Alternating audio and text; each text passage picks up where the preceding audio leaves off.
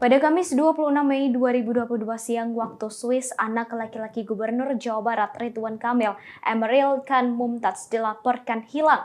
Ia hilang saat berenang bersama adik dan temannya di Sungai Aar di Bern, Swiss. Ridwan Kamil yang sedang melakukan kunjungan ke beberapa negara langsung bertolak ke Swiss setelah mendengar kabar tersebut.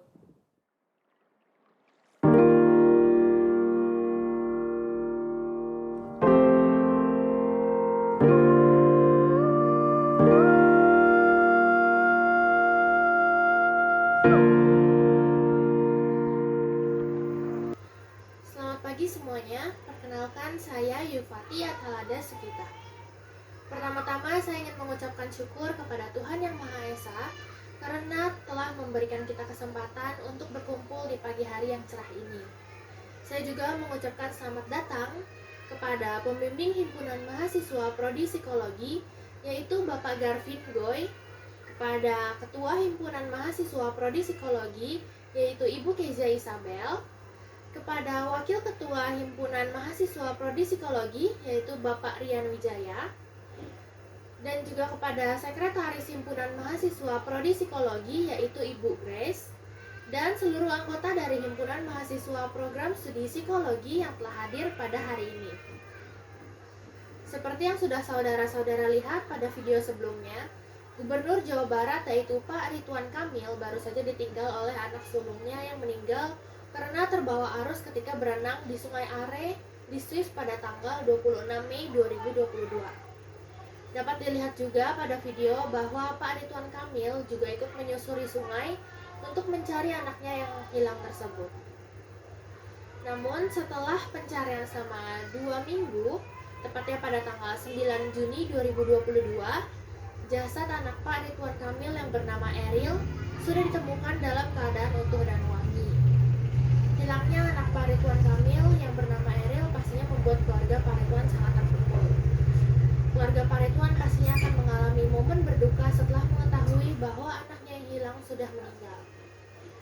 Dalam fase berduka terdapat 5 tahap yang mungkin dirasakan oleh keluarga maupun orang terdekat dari almarhum dan almarhumah. Pada pidato ini saya akan membabarkan seperti apa 5 tahap yang akan dilewati dan dirasakan oleh keluarga yang ditinggal oleh orang kesayangannya. Tahap yang pertama adalah penolakan. Pada tahap ini, orang yang berduka secara sadar atau tidak menolak untuk menerima kenyataan bahwa mereka telah kehilangan orang yang mereka cintai.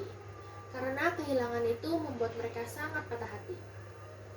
Oleh karena itu, mereka menyangkal kenyataan dan menerima kenyataan yang mereka sukai, seperti percaya bahwa orang yang sudah meninggal sebenarnya masih hidup. Ini adalah cara untuk melindungi diri mereka sendiri dari patah hati oleh kebenaran yang sedang terjadi. Tahap pertama ini membantu kita bertahan dari kehilangan. Pada tahap ini, dunia menjadi tidak berarti dan luar biasa tidak masuk akal. Kerabat akan berada dalam keadaan syok dan penyangkalan. Orang yang sedang berduka akan bertanya-tanya bagaimana kami bisa melanjutkan hidup. Jika kami bisa melanjutkan hidup, mengapa kami harus melanjutkan hidup? Karena kebanyakan dari mereka sudah kehilangan tujuan dan alasan mereka untuk hidup. Mereka akan mencoba menemukan cara untuk melewati setiap harinya. Penolakan membantu kita mengatasi dan memungkinkan kelangsungan hidup. Penolakan membantu kita juga mengatasi perasaan sedih. Kemudian tahap yang kedua adalah kemarahan. Tidak punya pilihan selain menghadapi kenyataan bahwa mereka kehilangan orang yang mereka cintai.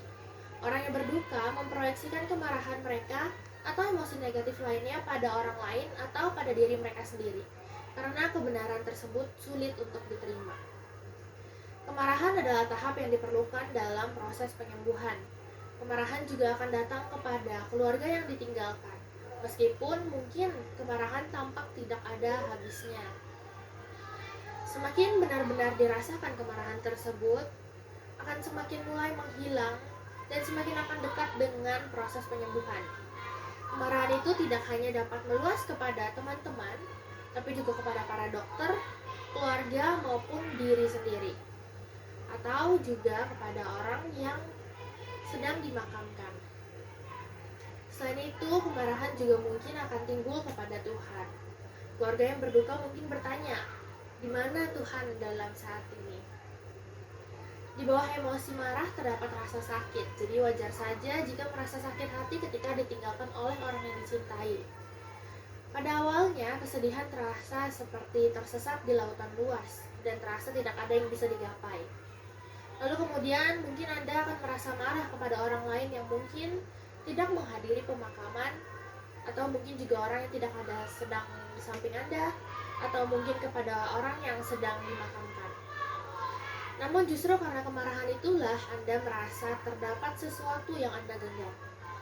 Kemarahan ini seperti sebuah jembatan di atas lautan yang luas. Karena amarah yang sedang dirasakan hanyalah sisi lain dari intensitas cinta yang Anda miliki. Tahap yang ketiga adalah tawar-menawar. Sebelum kehilangan, Anda akan melakukan apa saja agar orang yang Anda cintai bisa selamat. Biasanya keluarga akan melakukan tawar-menawar kepada Tuhan. Seperti contoh, tolong Tuhan, saya tidak akan pernah marah lagi. Setelah itu keluarga mungkin akan melakukan penggencatan kepada Tuhan. Yaitu seperti, Tuhan, bagaimana jika saya mengabadikan hidup saya untuk membantu orang lain? Bisakah aku bangun dari mimpi ini? Keluarga yang ditinggalkan akan tersesat dalam labirin pertanyaan. Kemudian akan dilanjutkan oleh tahap yang keempat, yaitu tahap depresi.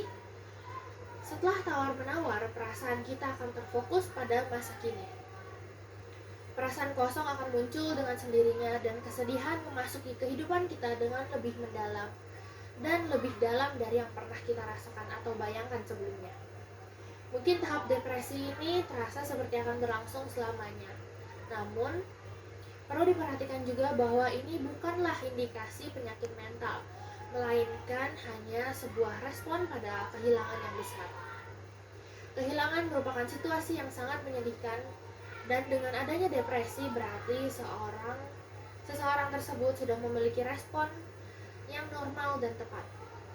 Jika kesedihan adalah proses penyembuhan, maka depresi adalah salah satu dari banyak langkah yang diperlukan sepanjang jalan. Dan proses terakhir adalah penerimaan. Kebanyakan orang akan merasa tidak baik-baik saja ketika ditinggal oleh orang yang dicintai. Tapi pada tahap ini adalah tentang menerima kenyataan bahwa orang yang dicintai sudah pergi secara fisik. Dan orang yang ditinggalkan juga akan menerima kenyataan baru, bahwa ini akan berlangsung secara permanen atau selama-lamanya. Di sini mereka akan belajar lagi bagaimana belajar hidup dengan kondisi yang baru.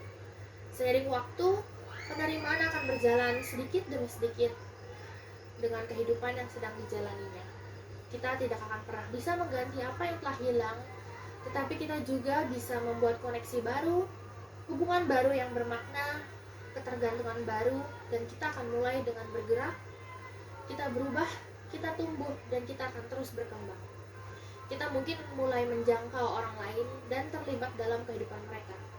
Kita mulai hidup kembali, tetapi kita tidak dapat melakukannya sampai kita memberi waktu kepada kesedihan. Itu dia 5 tahap bagaimana manusia menerima kematian seseorang yang dicintai.